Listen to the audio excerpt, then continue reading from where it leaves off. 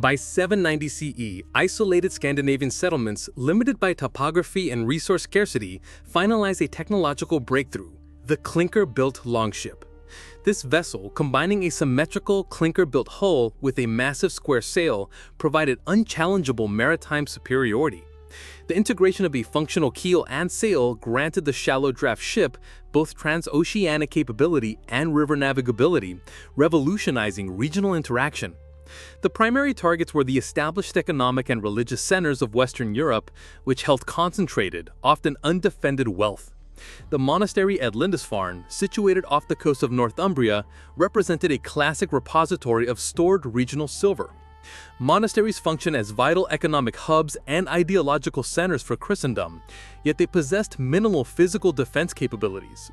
On June 8, 793, Norse seafarers utilized their precision technology to launch the assault that defined the Viking Age.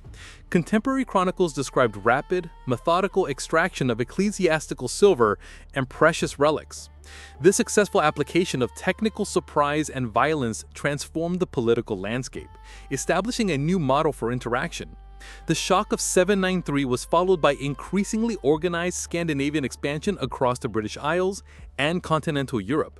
The expansion was catalyzed by a demographic imbalance between limited farmable land in Scandinavia and an expanding maritime-capable population. A fragmented political structure within Scandinavia further incentivized these external economic ventures to acquire power at home. As raiders, Norse warriors utilized standard medieval equipment, including iron helmets, wooden shields, and pattern-welded steel swords. Their effectiveness did not rely on unique weaponry, but on rapid mobility and tactical execution during resource extraction. By the mid-9th century, seasonal raids evolved into large-scale military invasions designed to secure permanent territory. The Great Heathen Army established complete political control over large portions of eastern and northern England, formalizing the region as the Danelaw.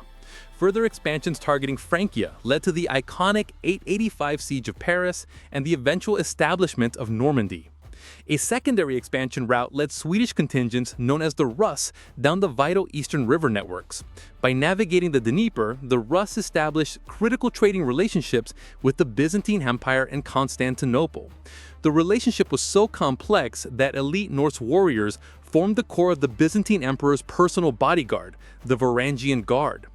Simultaneously, a third wave of migration pushed across the Atlantic, utilizing maritime skill to populate hostile environments. Norse settlers established an enduring, democratic, all-thing-driven society in Iceland. This exploration pushed further to Greenland and brief, pre-Columbian settlements in North America. The end of the Viking Age was brought by the very centralization it caused, marked by the conversion to Christianity and political definition. The definitive end occurred at the Battle of Stamford Bridge in 1066, closing the era of Scandinavian military projection.